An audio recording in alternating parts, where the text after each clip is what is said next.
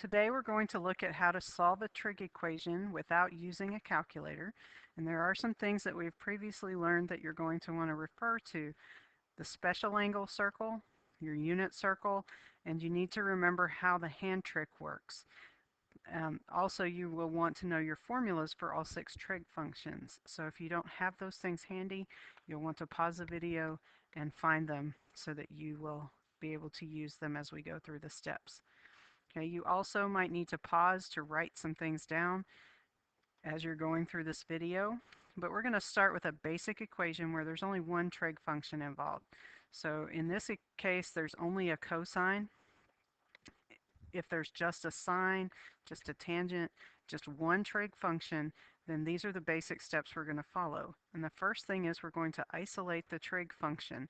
So I want cosine of theta by itself. Think of this equation as if it said 4x squared minus 3 equals 0. How would we get the x by itself? Well, first we would add the 3, then divide by the 4, and then take care of the square.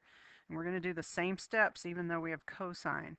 So I'm going to add the 3 to both sides. So now we have 4 cosine squared theta equals 3. Divide both sides by 4.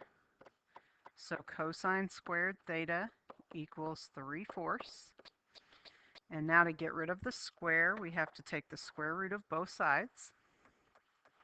Whenever you take the square root of something, you're going to need to put a plus minus in front. So I have cosine of theta equals positive or negative the square root of 3 over 2. Square root of 4 is 2. I can't take the square root of 3. Okay, so I've done the first step. I've isolated my trig function. Now, here's where your background in trig comes in. I need to know what quadrants I need answers from. And so I'm looking at cosine. And in this case, I have a positive and a negative. So I want to know where cosine is positive, and then I want to know where cosine is negative. And the plus minus actually makes this easier for you, because that tells you that you're going to have an answer in every quadrant. Quadrant 1, quadrant 2, quadrant 3, and quadrant 4. If it were just cosine is a positive, then cosine's positive in 1 and 4. So I would only want those two answers. Okay. Now, next thing we're going to look for is our reference angle. And we will either use the hand or the unit circle. And in this case, we're going to use the hand because of the value that we're given, square root of 3 over 2. So I need to know on the hand, which finger do I have to put down to get x to be square root of 3 and r to be 2. And on the hand trick, remember r is always 2. So I would have to put down the pi over 6 finger to get my x to be square root of 3. Okay, so pi over 6 is my reference angle. Now I'm going to combine that with my special angle circle to get my solutions. So in quadrant 1, pi over 6, my reference angle is my angle. In quadrant 2, the angle that's over 6 is 5 pi over 6. In quadrant 3, 7 pi over 6. And in quadrant 4, I would get 11 pi over 6. So when I write my answers out, I want to write them in order least to greatest. And in this case, I had 4 solutions: pi over 6, 5 pi over 6, 7 pi over 6, and 11 pi over 6. If you will write your answers in order least to greatest, it makes it easier to check and easier to see if you're getting all of your answers. Okay, now let's look at another equation that involves some factoring. And this time we just have one type of trig function, but I have sine squared and sine. So I'm going to have to do some factoring. So if more than one trig function is present, we're going to rearrange the equation so that we have one side equal to 0. So I'm going to bring this 2 sine of theta over to the left side and rewrite this equation as 4 sine squared theta minus 2 sine of theta, and make that equal to 0. Okay. Now I can take a common factor out of here. Sometimes it'll be different types of factoring, but this one's a common factor. They both have a factor of 2, and they both have a sine of theta. Again, think of it as if it were 4x squared minus 2x. How would you factor that? But it's not x's, it's sine. Okay, so if I take out my common factor, then I will have left a 2 sine of theta minus 1. And when I factor and have things equal to 0, then I can take each factor and set it equal to 0.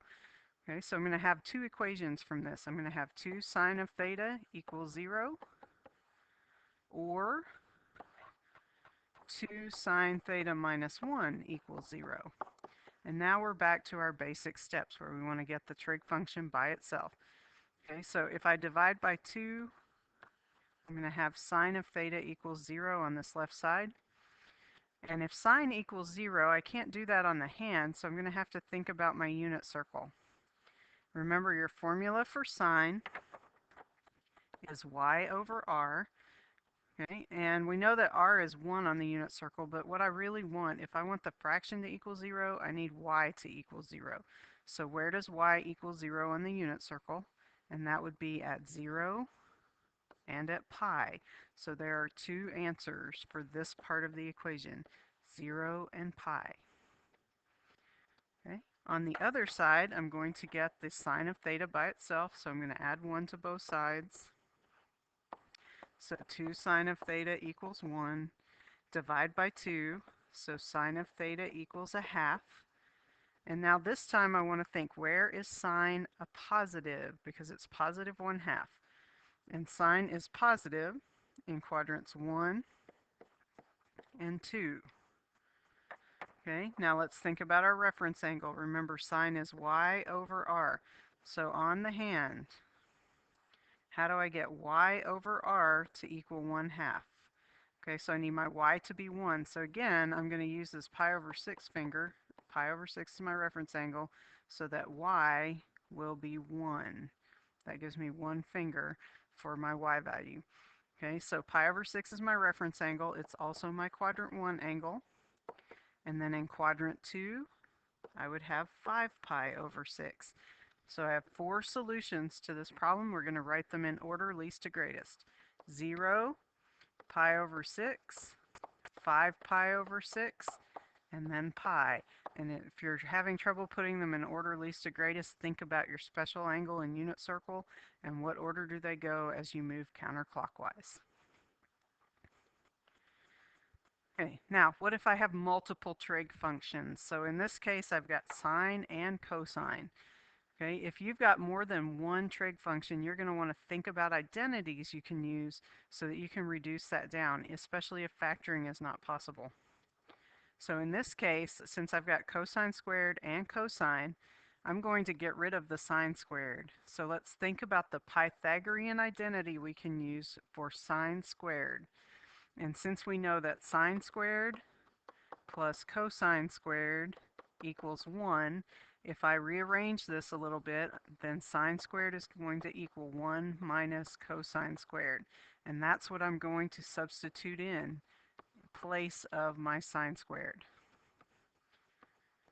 Okay. Now I can combine some like terms. So I'll have 1 minus 2 cosine squared x minus cosine x equals 1. If I try to move the 1 to the other side to get this equal to 0, it's going to cancel on both sides. So now I have negative 2 cosine squared minus cosine equals 0. And now it looks like the factoring problem that we just did. So what do they have in common? And they have a cosine in common. And I'm actually going to take out a negative cosine since both terms are negative.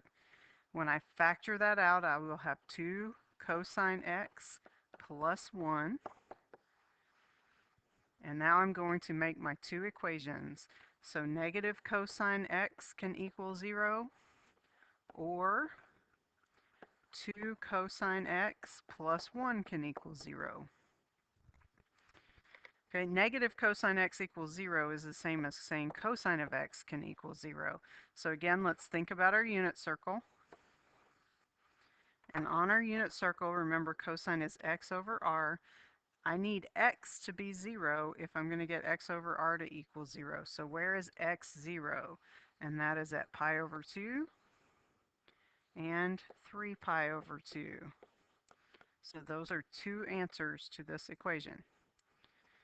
Okay, on the other side, we're going to get cosine by itself, so I'm going to subtract 1 and then divide by 2, and I'm going to end up with cosine equals negative 1/2. Okay, so where is cosine negative? And cosine is negative in quadrant 2 and quadrant 3. Okay, so for our reference angle, remember cosine was x over r. So if I'm looking at my hand, using my hand trick, how do I get x over r to equal 1/2? Okay, so that's going to be the pi over 3 finger, because r is always 2 on the hand, and then my x is over here to the left side of the finger that I'm putting down, so pi over 3. In quadrant 2, what angle is over 3? And that would be 2 pi over 3. And then in quadrant 3, I would get 4 pi over 3. So let's put our solutions in order from least to greatest. I've got 4 solutions, 2 from each equation that I wrote. So I'm going to have pi over 2, 2 pi over 3, 4 pi over 3, and then 3 pi over 2. Okay, and those are my 4 solutions. Okay, now here's a trick that is good to know. If I've got secant and tangent in the same equation, or this will also work for cotangent, cosecant, or sometimes for sine and cosine, these aren't squared, but the Pythagorean identities relate secant to tangent and cosecants to cotangents. Okay, so what I'm going to do is I'm actually going to square both sides of this equation. Okay, now there may be other ways to solve this. You could try substituting identities and getting common denominators, okay, but we're going to practice with the squaring. So I'm going to square both sides here, and that leaves me with secant squared of x equals, now when you do tangent x minus 1 squared, be sure that you use FOIL. Okay, you're going to have to write it twice and FOIL it, and that will come out to tangent squared minus 2 tangent of x plus 1. Okay, now it doesn't look like it's simpler, but we do have a Pythagorean identity now that we can replace for secant squared and get this all in terms of tangent. Okay, so secant squared is equal to 1 plus tangent squared. It is very important that you memorize all of your identities. Okay, so now I'm going to move everything to one side equal to 0 so that I can see if I can factor. But when I do that, the 1's are going to cancel out, and the tangent squareds are going to cancel out on both sides. So what I've really got left is 0 is equal to negative 2 tangent of x. Okay. If I get the tangent by itself, when I divide by negative 2, I'm going to end up with 0 equals tangent of x. So again, anytime you get a 0, you're going to have to think unit circle. And remember, the formula for tangent is y over x. And we know that if I want a fraction to equal 0, it's really just the numerator that needs to equal 0. So I need to know, where is y 0? Okay, and on my unit circle, y is 0 at 0 and at pi. Okay, now it looks like we've got two solutions, but truly only one of these solutions works, and that is pi. If I went back to my original equation of secant x equals tangent x plus 1, minus 1, okay, and I tried to substitute in 0, secant of 0 equals tangent of 0 minus 1. Okay, the secant of 0, if you use your formulas, you use your unit circle, you're going to come out with secant of 0 equals 1. The tangent of 0 is 0 minus 1, and 0 minus 1 is negative 1, which does not equal 1. So even though when we solved it looked like 0 was a solution, it did not work out. So anytime you use this method of squaring both sides of the equation, you must check for extraneous solutions. Extraneous solutions means answers that don't really work out. So you have to check your answers. Okay, a few more examples. What do I do if I have a double angle? Anytime you've got cosine of 2x and sine of 2x, you need to use one of your formulas, one of your identities, to substitute in. Okay, you've got three options for cosine of 2x. I gave you three formulas for that. In this case, let's pick the one that has the sine in it because I've got sine on the other side of the equation. So cosine of 2x can be cosine squared minus sine squared, 2 cosine squared minus 1, or the one we're going to use is 1 minus 2 sine squared x. So I'm going to substitute that in. Now you only have to do this with double angles, and you won't see a tangent double angle. If you do, you don't have to use that formula.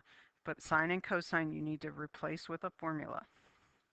Okay, now we've got sine squared and sine, so let's move everything to one side equal to 0.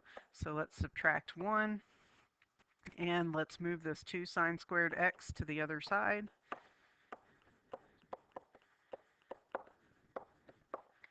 So now we're going to be left with 0 equals 2 sine squared plus 3 sine of x plus 1. Okay, now this is not a common factor problem, but it does factor. So I'm going to write my two sets of parentheses. The only way to multiply and get 2 sine squared is to say 2 sine of x times sine of x. The only thing I can multiply to get 1 is 1 times 1. And since all the signs are positive, they've both got to be plus. If you FOIL that back out, you will get 2 sine squared plus 3 sine x plus 1. Now we can take each factor and set it equal to 0 and come up with our two equations again. And we're going to solve each equation separately. So let's get our trig function by itself. So this would be 2 sine of x equals negative 1. Divide by 2, and I get sine x equals negative 1/2. Okay, where is sine negative? And sine is negative in quadrant 3 and quadrant 4. Okay, and for my reference angle, sine is y over r. So how do I get y to be 1 and r to be 2? And that would have to be on the hand. Your reference angle is going to come out to be pi over 6. Okay, so in quadrant 3, the pi over 6 angle is 7 pi over 6. In quadrant 4, it's 11 pi over 6. Practice drawing your special angle circle. You're going to want to use it for reference on your quiz and your test. Okay, now for sine of x plus 1, that should say equals 0. When I get the sine by itself, I have sine equals negative 1, and I can't get that on the hand. So again, I'm going to have to look at the unit circle. If it's sine or cosine and it equals 1 or negative 1, you've got to go to your unit circle. And remember, sine is y over r.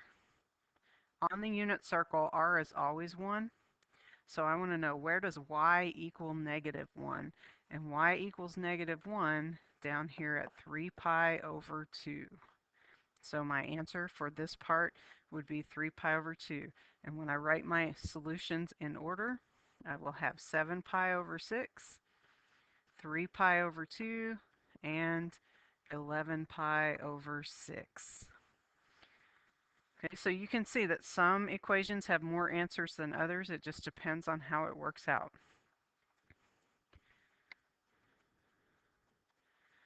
Okay, now what if you have multiple angles? Which means multiple angle is the part right here. Instead of cosine of x, we have cosine of 3x. Instead of just tangent of x, I have tangent of x over 2. Okay, so what I'm going to do in this case is I'm going to solve like it were cosine of x. I'm still going to get the trig function by itself. We're going to add one extra step at the end. So I'm going to add the 1 to both sides, and 2 cosine 3x equals 1. Divide by 2, so cosine of 3x equals 1/2. Okay, now again, ignore the 3 for right now. And let's figure out what quadrants have positive cosine. And that would be quadrant 1 and quadrant 4. Okay. If cosine is a half, what is my reference angle? Okay, and cosine is x over r, so how do I get x to be 1 and r to be 2? So on the hand, that would be a reference angle of pi over 3, which is also our quadrant 1 angle. In fourth quadrant, over 3 would be 5 pi over 3. Now, here's where the extra step comes in. That's not x, that's 3x. Okay, so now I have one extra solving step. If it says 3x equals pi over 3, how do I solve for x? Well, I would divide both sides by 3, or instead of dividing, since I've got fractions, let's do times a third, which is the same as dividing by 3. So pi over 3 times 1/3 means one of my solutions would be pi over 9. Do the same thing on this bottom one, times 1/3. 5 pi over 3 times 1/3 would be 5 pi over 9. So the last step was to solve the multiple angle. Okay. So let's do the same thing for the tangent problem. Okay, so I'm going to move this 3. So 3 tangent of x over 2 equals negative 3. So tangent of x over 2 would equal negative 1 when I divide both sides by 3. Now pretend that's just tangent of x, and we need to know, where is tangent negative? Tangent is negative in quadrants 2 and 4. And how do I get tangent to equal 1? Well, remember, tangent is y over x, so I need y and x to be the same thing. And on the hand, the only way to get y and x to equal the same thing is to use the pi over 4, or the middle finger, so that I have square root of 2 over square root of 2. So in quadrant 2, that would be 3 pi over 4. And in quadrant 4, 7 pi over 4. Okay, but again, that's not what x equals. That's what x over 2 equals. So now, how do I solve for x? Well, if it's x over 2, that means x divided by 2. So the opposite would be to multiply by 2. So on both of these solutions, I'm going to multiply by 2. 3 pi over 4 times 2 is 6 pi over 4, which reduces to 3 pi over 2. 2 times 7 pi over 4 would be 14 pi over 4, or 7 pi over 2. Now, you do want to check your directions, because if the directions said your angles had to be between 0 and 2 pi, then 7 pi over 2 is larger than 2 pi, so I would not use that solution. But if it does not give you any restrictions, then I can use both of them. But be sure and check and see if it gives you any restrictions on your angles.